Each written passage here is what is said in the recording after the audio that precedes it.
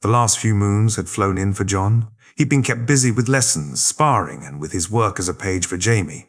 Surprisingly, he found that most of this included attending Jamie in meetings, and while he occasionally filled glasses of wine or got refreshments for the guests, he usually spent the meeting standing by Jamie's shoulder while Jamie held court. Today, though, he was given a free day. Jamie would do this every so often. Just give him a day to explore the rock, speak to people, read, or whatever he wanted. Jamie said he needed to enjoy things as much as he needed his lessons.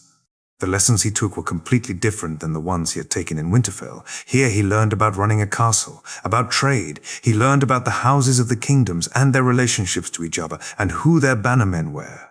The lessons which confused him the most were when Jamie instructed him to learn High Valyrian and the harp. "Why do I need these, my lord? You need to be well-rounded, John. It can't all be facts and figures or warfare and fighting. A man needs to be cultured also." "But the harp, my lord." "What's wrong with the harp, John? A good bard would have all the ladies of the land swooning." "I'm a bastard, my lord. No lady will swoon for a bastard." "John, if only you knew. Let me let you in on a little secret. While some will care which side of the sheets you're born on, others will not. Your deeds, your accomplishments, that'll be what defines you, not whether you're noble or true-born." "Do you understand, John?" Jamie asked. "I think so, my lord." "Good. Then the harp. It'll be my young friend, and I expect good things from you." So John had taken his lessons, and found to his shock that the harp came as easy to him as swordplay, now just a few moons into the lessons, and he could play most of the... He walked down the hall hoping to find Tyrion. They had become fast friends, the older man's wit and intelligence sparking something in John. It was because of Tyrion that he found himself taking books from the Rock's library and reading at night, something he had never done in North. A mind needs books, like a sword needs a whetstone. If it's to keep its edge, that is why I read so much. Tyrion had said, and John couldn't help agree with him. He found that he enjoyed reading, and the discussions and debates he had with Tyrion about some of what he read had brought the two even closer. As he reached Tyrion's room, though he was disappointed to find it empty, he thought about going looking for him, but he heard a muffled sound of crying and headed in that direction instead. The room he entered was some sort of a nursery. There on the ground was a little blonde girl. She couldn't have been more than 2 name days old, and she was sitting on her own, sobbing. John moved over to the girl and sat down beside her. She looked at him, her green eyes filled with tears, but her sobbing had stopped. "Hello, my name is John." "Jon," she said softly through her sniffles. "Yes, John, are you hungry?" "No, play, Jon, play. You want me to play with you?" The girl nodded enthusiastically. John looked around the room, finally finding some stuffed lions and some dolls. He moved to go over to them, but the young girl grabbed his arm. "No, Jon, stay." He smiled at her and reached his hand out to her. She looked at him confused before taking his hand, and they both went over to where the stuffed toys were. "Grr," he said as he moved the lion towards her, the little girl laughing now. "Grr, I'm a lion." "No, Jon, no lion, Jon." She giggled at him as she backed away, so he picked up a doll and handed it to her, noticing the smile she gave get even bigger. "What's her name?" he asked. "Kilwan." "No, that's my name. What's Dolly's name?" "Joy. You want to call the Dolly Joy," he said as the girl nodded vigorously. "Is that your name?" He pointed at her. "Joy!" She nodded before she pointed at him. "Jon." She laughed. The two played for almost an hour before the maid entered the room. He noticed Joy's expression change from happy to sad almost immediately. "I'm sorry, my lord, I just stepped out for a moment," the maid said, clearly not expecting anyone to be here. "I've been here an hour. You're lying." I'm sorry, my lord. It's fine. I'll look after Joy until her father gets here. You'll no longer be required. Please, my lord, I needs this job, my family. This is all we. You can work somewhere else in the castle, but you'll no longer be left in charge of a babe you can't take care of." "Thank you, my lord. Thank you so much," the girl said before running from the room. John turned back to Joy to notice her smile was back on her face. He picked up the lion again and watched as she squealed as he moved towards her. The two of them played around before he heard a rumble come from her stomach. "You hungry?" "Jon." "Yep, Jon will take you for some food, little one." He stood up and offered her his hand as she took it, though he lifted her up and swung her around. The giggles he got for it stirred something in his heart. He carried the girl and made his way down to the kitchen, noticing the stares he got from some of the servants and guards on the way. He continuously spoke to her as they walked, and by the time they reached the kitchen, she was resting her head on his shoulder. "I came to get some food for young Joy here," he said to the small, dark-haired cook. "Of course, my lord, right away." I don't really know what she eats, though." "That's fine, my lord. I usually prepare Joy's meals myself. I know what the young miss likes." John sat down at the small table. He tried to put Joy in the seat beside him, but the little girl clung to him, so eventually he sat her on his lap and began to feed her the meal the cook had prepared. It was nothing fancy, just some soft fruits mashed together, but the girl seemed to really enjoy it, although she was messy, and John found himself covered in as much of the meal as she had eaten. "Ah, there you are. I heard someone had stolen my child and ran off with her. Never did I think it would be you, Master Snow." John worriedly turned to see Gerion's smiling face. "I'm sorry, my lord. It was just she was. Papa." "Hello, my little angel. Coming to Papa." "No, Papa, Jon." "Jon?" "Jon," Joy emphatically said before Gerion smiled at them both, before he began to speak to John. "John, I'm not mad at you. Confused? Not mad? Care to explain?" "Of course, my lord. I was walking past the nursery and I heard a sound, and when I entered, Joy was alone and upset, so I sat with her, we played, and then the maid came back. I dismissed her and played some more with Joy before she got hungry and we came down here." "Why did you dismiss the maid, John?" She wasn't looking after Joy. My lord, I was there for a long while, and Joy was on her own when she came back. Joy didn't seem to want to be in her company, so I stayed and sent her away. I'll have that girl's job. She was supposed to look after my daughter, not abandon her." "My lord, please don't do that," I promised. "The girl should be reassigned. She can work elsewhere. Don't let her go." "Very well, John, but I'm doing this for you, not her." "Thank you, my lord." After finishing the rest of the meal with Gerion constantly calling John the best nurse, "It seems like my angel's ready for her sleep." "Master Snow, you must have worn her out. Just how many games were the two of you playing today?" Gerion asked, loving the redness on John's face. "I don't know, my lord. A lot." "Well, thank you, John. She seems happier than I've seen her in a long time." The two entered the room, and Gerion helped John put Joy to bed, kissing the little girl on the head as he laid her down. "John, I want to thank you for today. You didn't need to do that, but you did, and I won't forget it."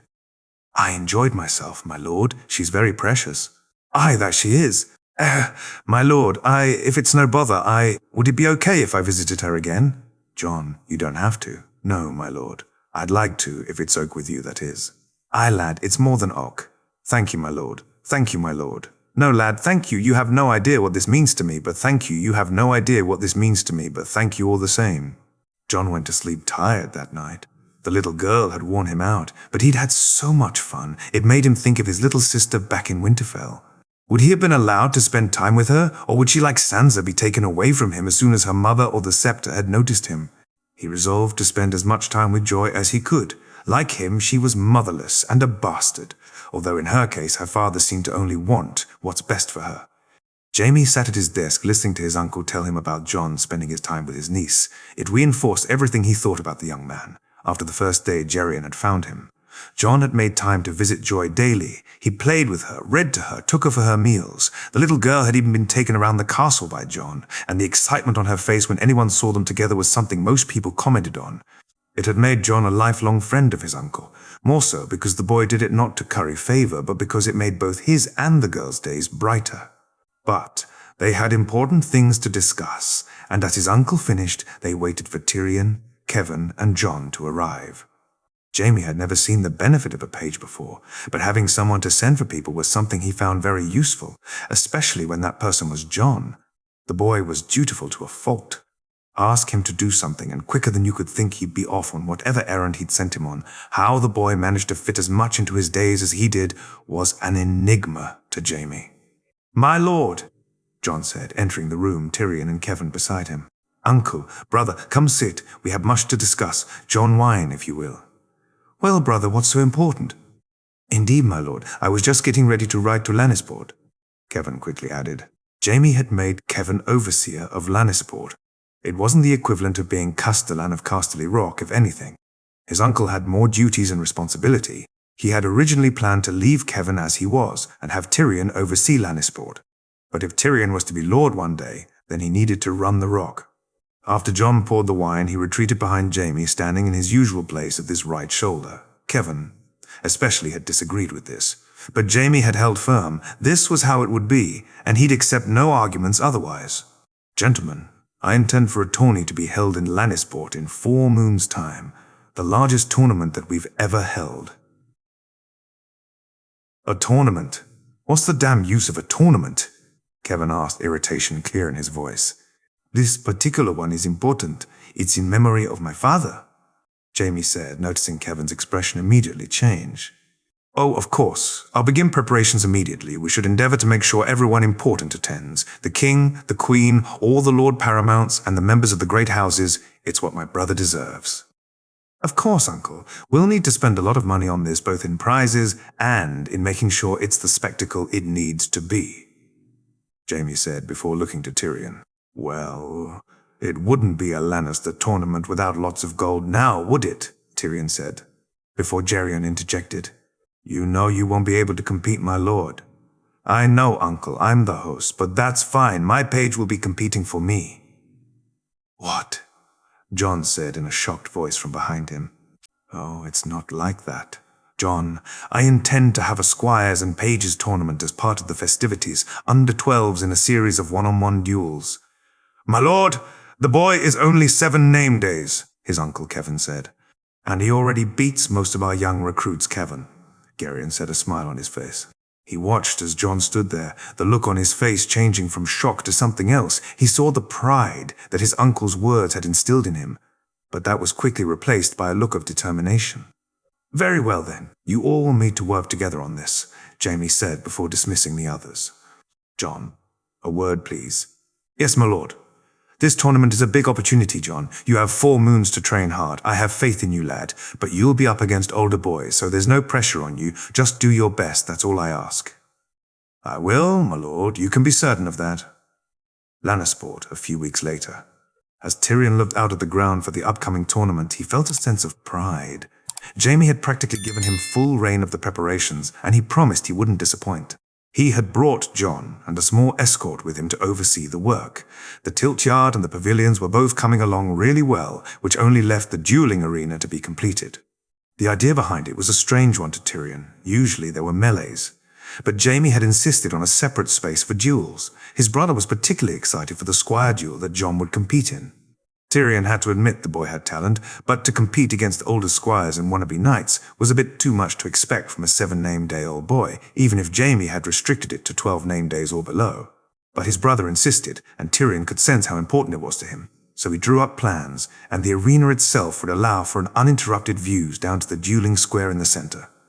Well, Jon, what do you think? I've never seen anything like it. Tyrion is unbelievable. How have you managed to get so much done so quickly? Lots of gold. Jon, lots of gold. Is there much left to be done? It's mostly making sure that it looks good. The major work is nearly done. We need to organize stalls and places for food and drink, but most of the heavy lifting is done. The two walked, and Tyrion noticed the waves he and Jon got from the workers and the people of Lannisport. It was odd to him. He'd always been received politely to his face, but this was different. Ever since Jaime had come back, he'd been allowed to help improve the port. His uncle Kevin was in charge. He and Jon had been regular visitors to the town over the last few weeks, and word had spread about the young lord and his brother's page. As they headed towards the small tavern where they liked to eat, his cousin came rushing up to him. Lancel was an annoying little shit who Kevin had only named as his squire because Jaime had done so with Jon. Unlike Jon, thought Lancel had made no effort to learn and thought his position allowed him liberties, which it did not. Ah, Lancel, what brings you here? My father wishes to speak to you. The boy sneered at him.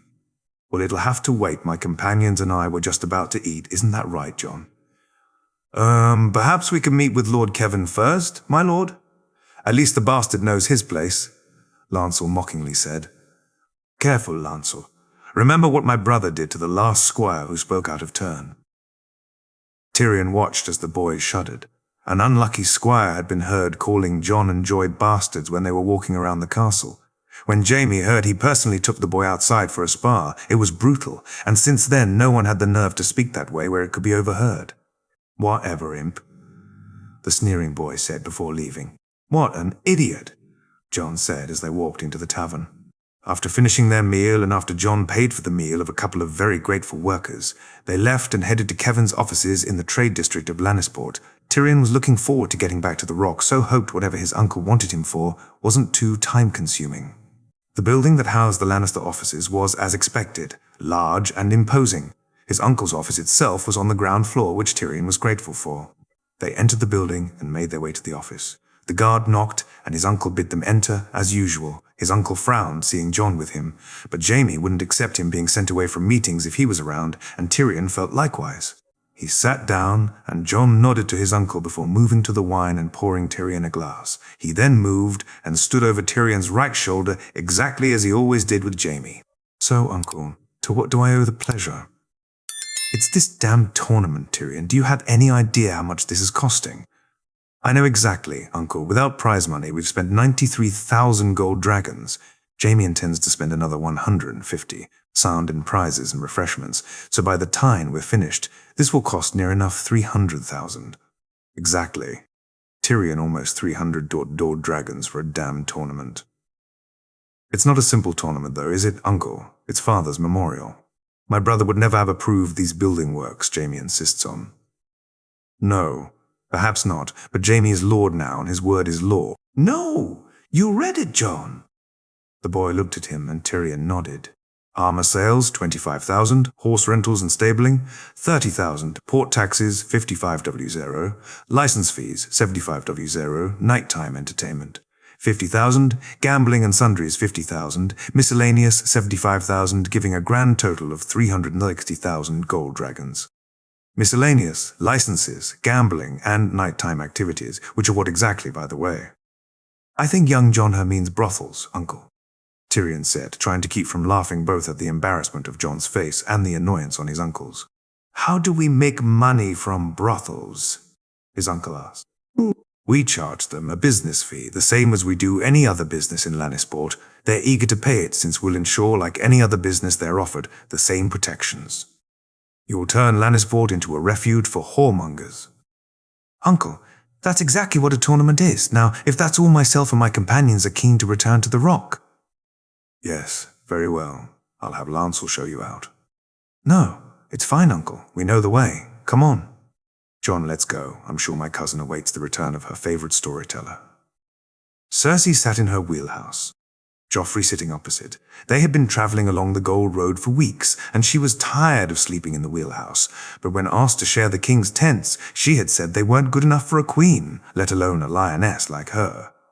Thankfully, though they were nearing their first castle, and riders had been sent to inform them of their king's arrival. House Liddon was a proud and noble house, and one of her family's most leal bannermen, though the castle itself was more functional than luxurious Cersei would relish spending a night indoors.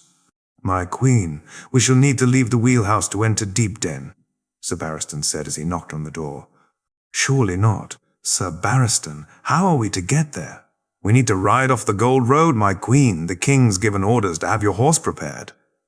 Cersei was apoplectic. This was a joke.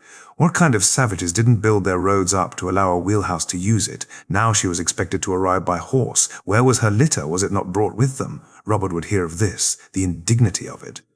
She almost refused to leave the wheelhouse, but, in the end, necessity trumped pique, and she and Joffrey accompanied Sir Barristan to where the horsear were waiting. Her oaf of a husband sat on his destrier. Only a fool like him would ride a damn warhorse outside of battle. Her own grey mare was saddled, and Sir Barristan awaited permission to help her mount. "My queen." She nodded at the man, and he helped her up. She sat there side-saddle, a scowl on her face, and looked to see her husband smile. She wished to rip the damn thing off his face, but instead she just glowered at him, and they began to ride towards the castle. After a few minutes, which to Cersei felt like hours, they arrived. She allowed Sir Barristan to help her dismount, and together with Robert, the king's guards and their accompaniment, they walked to where the castle's residents were already down on one knee. Deep Den is yours, your grace, Lord Lyman said to the king. Rise, my lord. It's been a long journey, and we're in need of sustenance. Of course, your grace, we have your rooms prepared, and there will be a feast tonight in your and her grace's honor. Good. It's a fine castle you have here. My lord, wouldn't be easy to take in a siege. No, your grace, Deep Den would not fall, I guarantee that. Good, good man, the king said before walking away. Your grace, it's a pleasure to see you again, Lord Lyman said as he bowed before her. Indeed, Lord Lyman, it's good to see a leal Westerlands man. I was always loyal to your father, and now I swore my oath to your brother, your grace. My family and myself remember those loyal to us, my lord, and we reward them. She watched as the older man's eyes lit up. Her father had taught her that men were easy to get on your side. Fear or reward usually did the trick. But as a woman, she learned that there was another way to get what she wished from men. She nodded to the man and presented Joffrey as the crown prince he was before. Along with Sir Barristan and the ladies Lord Lyman motioned to, she headed to her rooms. The feast that night was extravagant and, as usual, lost on her oath of a husband. The food was plentiful, rich and sumptuous, and after eating food prepared on the road, a welcome respite, the wine she was served was of the very best quality. Her husband was carrying on in his usual manner, groping serving girls and swallowing drinks like they were water. The captain of Lord Lyman's guards had caught Cersei's attention, though, and she had flirted with the man most of the night. His muscular body and tight, dark hair stirred something in her, and she could feel the heat pooling at her core, but she tried her best to douse the flames. She was close. Within the week she would be home and he would be there. She squeezed her thighs together and remembered what it had been like, how they fit together, how they would once more. Soon, Jaime, she thought as she drank her wine. Gregor. Olenna sat in comfortable silence at the high table. Her son was being his usual oafish self, and she could see the Strombo roll his eyes while his father, Lord Roland, simply nodded along to her son's buffoonery. Down at the lower tables, her grandchildren sat with the younger members of the castle's residents. Garland and Loras were entertaining the boys with tales of swords and the upcoming tournament. No doubt, but as usual, it was her granddaughter who was the center of attention. Marjorie had practically the whole table captivated. The boys, while listening to her grandsons, kept looking at her, and the girls had already started copying her mannerisms. No doubt by the time they returned to the castle, they'd be copying her hair, and how she dressed. Olenna thought and grinned. Allery was doing a good job of keeping Lady Craighall engaged, and a part of Olenna felt bad that Willis had remained at Highgarden, but his injured leg didn't allow for comfortable traveling. Comfort had been sorely lacking on this journey. They had travelled the ocean road and stayed in tents. Luckily, the weather kept fine, but at her age, staying in tents was not something she'd recommend. Thankfully, they had decided to stay at Oakhart for a couple of days before moving on. "Grandmamma, are you well?" Her granddaughter's voice pulled her from her contemplations. "Of course, my dear. Just a little tired. I shall probably head to bed soon." "If you're sure, Grandmamma, I could come with you. We could read if you'd like." "No, my dear. Enjoy the feast. It'll be another moon until the next one. Just don't wear yourself out." She smiled at Marjorie as her granddaughter turned and headed back to the table. Olenna nodded to her guards, left and right, and bid good night to her host and her son and good daughter, citing age. She made her way to her quarters, glad of the chance to think in silence. The tourney was an interesting opportunity. She'd get the chance to get the measure of the strength of the new Lord of the Westerlands, and also a chance to begin her groundwork with the king. Her Marjorie would be queen. That was for certain, and it would start with this tournament. They left the next day. Traveling again was annoying, but the weather had held, and they would make good time. There was only one more major castle between them and Lannisport, but they would not be stopping there. There was no way on earth Olenna would have her family stay in the halls of Gregor Clegane's keep. Even traveling close to the castle gave her jitters, which is why she insisted on such a large escort. After a couple of weeks of traveling, the town of Lannisport was spotted in the distance. Olenna sighed and prepared herself. The Game of Thrones was about to begin. Jon sat at the edge of the bed, the little girl looking up at him expectantly as he began the story. In a faraway land, there lived a little princess whose name was Joy. "Joy!" the little girl exclaimed happily. "Yes, Joy. Her name was the same as yours." The little princess had a friend, a wolf which she called Jon. He smiled at her as they played the same game they always did. He had found when reading stories to Joy that while she liked them, she preferred the ones that she herself was in, so he had begun tailoring his stories. So the girl's name was always Joy. Once he did that, he found she always wanted the friend's name to be John. She could be quite insistent, so he gave in like he usually did where she was involved. Quickly spending time with the little girl had become as important to him as sparring or his lessons. He had missed it one day, as he had been late getting back from a trip to Lannisport with Tyrion, and the girl had sobbed, and it had taken him staying with her the whole of the next day to bring back her usual happy countenance. Joy and the wolf ran through the fields. "No! No!" he asked, smiling. "No. Ride woofy like horsey," she giggled. "Fine, fine." Joy sat on the wolf's back as he ran through the fields. "Yoy!" She laughed loudly. John continued on with the story. The interruptions grew lesser and lesser, and finally he noticed the girl's eyes begin to close, so he got up and kissed her on the forehead. "Night, night, Joy!" "Nai ni yon." He left the room and walked down to his own, down the corridor, passing Jerian as he did so. "She asleep?" "Yeah." She was tired out after today, still wanted her story, though. "You spoil her, John.